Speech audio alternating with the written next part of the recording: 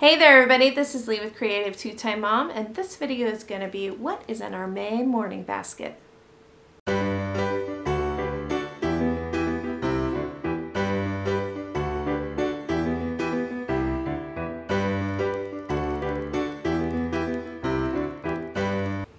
So it's May and all the homeschool moms are rejoicing. I can't believe we are in our final month of homeschooling for the 2016-2017 homeschool year. How did that happen? And as much as I'm rejoicing, I'm also scrambling a little bit because in the back of my mind I'm thinking of all the things that I haven't taught my kids this year that I still want them to know. So I have crammed a whole lot of stuff into this May morning basket. Let me share with you what we're working on. So my daughter is doing, she did Confessions of a Homeschooler's lap books for the majority of her language arts this year. Not all of it, but the majority of it. And I realized one of the things I wanted to hit with her this year was Greek and Roman myths. So we switched gears after we finished Mr. Popper's Penguins, and she jumped over to Evan Moore's pockets. I guess they're called history pockets. I can't remember. For Greek and Roman myths. So she has been working on those. One of the things that also kind of coincided, my son is taking a history class at the charter. He is working on ancient Greece right now. So that is the kind of the majority of our morning basket this month. And this is an absolute favorite of mine. I'm going to cover the library label, but it is favorite Greek myths, and they are retold by Mary Pope Osborne. We are huge Mary Pope Osborne fans in this house. Her storytelling is incredible, and she reaches beyond the Magic Tree House. That was our first introduction to her, but this retelling is so awesome. So we have been reading probably 2 or 3 a week. We don't do this every morning, but we have been rereading these myths to just kind of familiarize ourselves with the characters. Because one of the things I noticed is that as you start reading higher level books, there are references to Greek myths all the time. My daughter, earlier in the year, I had her for her independent reading. She read through Tales of the Odyssey as retold by Mary Pope Osborne, because there's so many references to the Odyssey in literature and in novels, and even current day novels. There's a lot of reference to myths. So as you're reading, read with new eyes. You'll see it everywhere. So we're reading some of these favorite Greek myths by Mary Pope Osborne in the morning. Along with that, of course, like I said, we're huge fans. So I was able to find the Magic Tree House research guides for both ancient Greece and ancient Rome.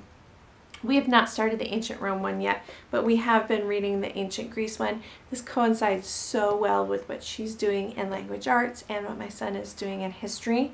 We're having a lot of fun with this. All 3 of my kids are really enjoying it. And these, like I said, are by Mary Pope Osborne and Natalie Pope Osborne, which I'm wondering what the last name, what the relationship is. But these are good little bites of history to include in your curriculum. I'm planning ancient history for a 5th grade and a 1st grade next year currently. So I'm thinking these will probably pop back up somewhere in that curriculum planning. Let's see, what else? We are finishing up presidents. I just tested the kids today and we added the last 5. Can you name the last 5? Something that is stumping me right now is William Clinton. I don't know. He was always Bill Clinton when he was the president. So that's kind of been my own little stump, but I'm happy to be in the last 5 presidents because I can name all 5 of those. So we're finishing up our presidents. I am creating a test for the kids right now that is going to have the presidents in blocks of 5 because that's how we memorize them. And I'm not even going to ask them to write the name, but I'm going to ask them to put them in order. So that will be happening this month and probably will be something that we will do in our morning time, but I'm actually really excited. Who knew we could memorize 45 presidents in order? And this has been a huge look into history for me. especially to see, because there's some names in here that of course you would recognize, and to see their contribution and kind of their place in the lineup. So there's that. We're finishing up presidents. We're almost done. We are moving on to a new map. This is the one from November. Like I said, we're a little bit behind because one of our charter got the material.